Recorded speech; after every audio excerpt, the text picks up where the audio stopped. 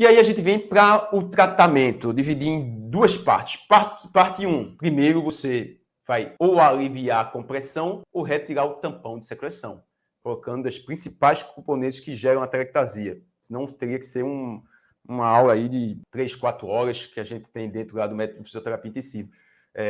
Falando de todas as terapias obstrutivas, todas as terapias expansivas, de como reverter a terectasia. Não, aqui a gente não tem como fazer tudo isso aqui em uma aula apenas. Mas eu vou dividir em 3 partes. Parte 1, parte 2, de como você gerar uma terapia segura para esses pacientes e reverter essas aterectasias. Então, parte 1, alívio da compressão, retirar o tampão de secreção. Alívio da compressão se for uma compressão que está gerando a terectasia. Então, se for um derrame preoral, o que é que vai reverter essa terectasia causada por um derrame preoral? Retirada do derrame, se for necessário.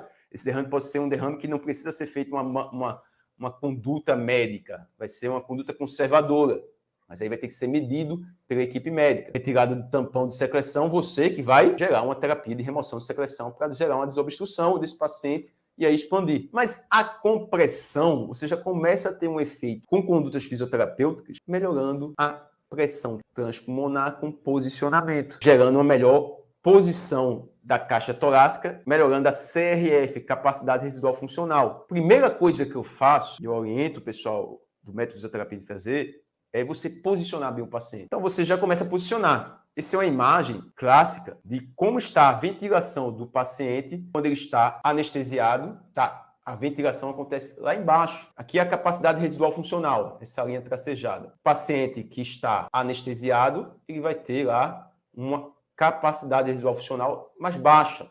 Por quê? Porque ele não tem tanta uma negativação da pressão pleural. Um paciente que não está anestesiado, ele tem a negativação da pressão pleural e contração da musculatura respiratória vai manter uma CRF um pouco mais em cima, entre essa estabilidade da retração do pulmão, recolhimento elástico do pulmão e expansibilidade torácica. E o paciente, quando sai da posição deitada para a posição sentada, em pé, ele também aumenta a CRF.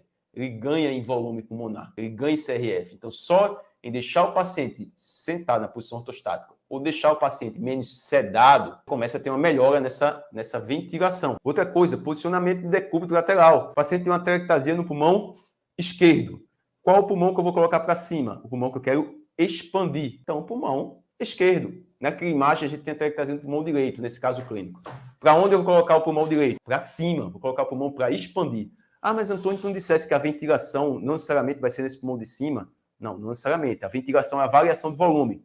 Se eu estou em respiração espontânea, a variação de volume, a ventilação vai se dar maior no pulmão que está embaixo, porque eu vou ter uma maior variação de volume. O pulmão de cima já vai estar mais expandido. Isso é um pulmão que não tem a terectasia. Mas quando eu tenho uma terectasia, eu quero expandir esse pulmão de cima. Então eu boto para cima, eu não estou preocupado aqui na ventilação.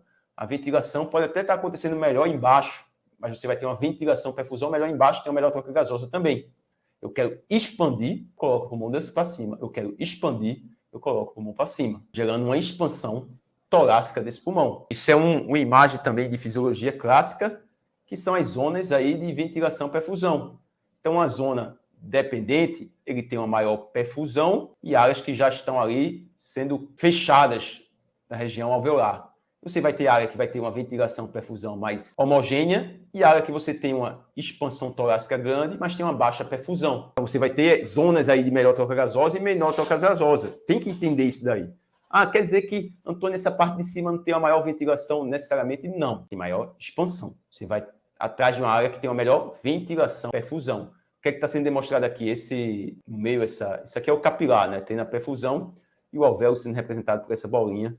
E aí você tendo igual a ventilação, perfusão, próximo de 1, é o que você tem uma melhor zona de troca gasosa. É isso que você deve procurar nesse posicionamento. Então, quando eu pego um paciente com uma terectasia, eu vou colocar o pulmão com a terectasia para cima. Nessa imagem não tem a terectasia, certo?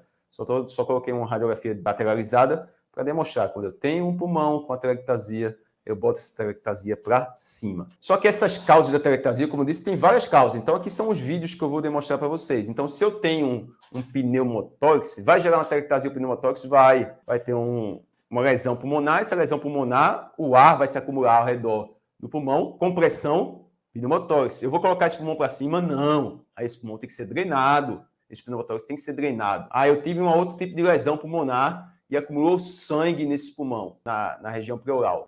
Teve uma outra lesão pulmonar e acumulou líquido, acumulou sangue.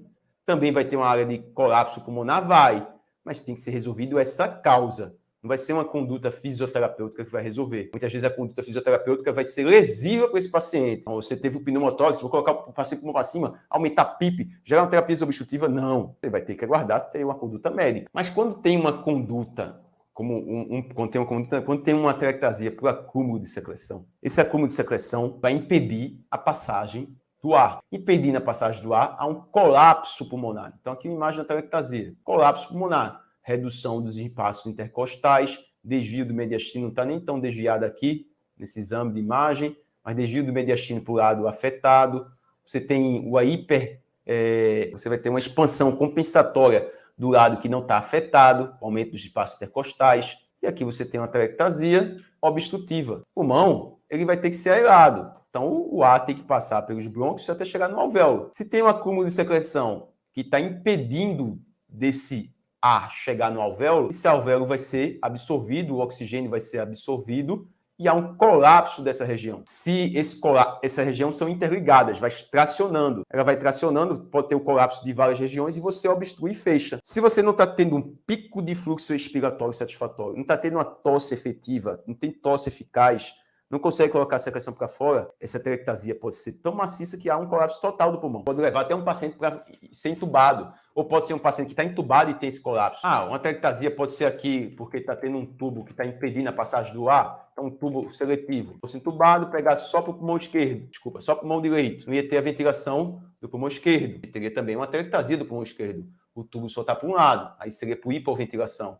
Eu tenho um derrame pleural, eu tenho uma doença neuromuscular, essa doença neuromuscular gera uma fraqueza da musculatura respiratória, vai ventilar lá embaixo na CRF, que não tem a contração da musculatura respiratória, pode gerar microatelectasias e ter descompensações, não tem uma tosse efetiva, acúmulo de secreção. Então, o fisioterapeuta vai atuar gerando essa terapia desobstrutiva e essa otimização da ventilação. Então, vai tirar uma obstrução que tem nos brônquios, gerar uma ventilação mais efetiva. Qual conduta que eu posso gerar para gerar uma terapia de remoção de secreção no paciente entubado? Tem várias, eu vou falar de uma aqui, não tem como abordar tudo em uma aula só. Isso é uma que eu gosto de utilizar, que é o aumento do flyby expiratório. O paciente está em PCV, delta de pressão de 18, PIP de 10, um tempo expiratório de 0,85 segundos, FO2 35%, a frequência de 18, gerando 278 de volume corrente e uma pressão de pico de 29. Se eu passo para VCV, deixei em VCV, onda quadrada, um fluxo inspiratório baixo, então 19,8 de fluxo inspiratório. O que é que vai acontecer? Observe como é que estava antes o pico de fluxo ins e agora como é que está o pico de fluxo ins e ex. Aqui eu tenho um pico de fluxo inspiratório em torno de 19, 20 litros por minuto e o pico de fluxo ex 20, 40, 60 litros por minuto. Eu posso até associar com compressão torácica para aumentar esse pico de fluxo expiratório. Eu vou ter um aumento do flyby expiratório.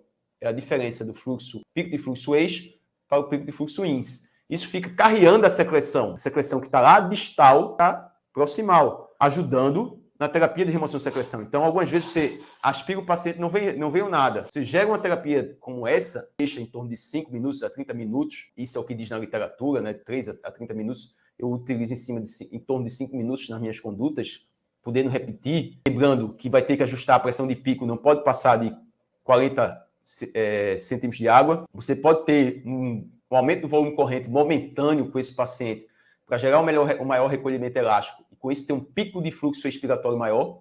Nesse aqui eu não aumentei o volume corrente, mas você poderia aumentar o volume corrente e com isso ter aumento do pico de fluxo expiratório para esse paciente. E aí você tem o aumento do flyby expiratório. Observe aqui, com o aumento do volume corrente, o aumento do pico de fluxo. Foi para 340 de volume corrente, o aumento do pico de fluxo expiratório, para o melhor recolhimento elástico. A pressão de pico ainda está controlada, não está fugindo do padrão de proteção. Então, uma conduta de terapia de remoção de secreção para retirar aquela obstrução. Só tem essa conduta, como eu disse? Não. Tem outras condutas que você vai utilizar que você domina mais e não tem como debater tudo aqui nessa aula apenas. São várias condutas, umas com mais comprovação, outras com menos comprovação científica, e você vai adaptar ao caso concreto.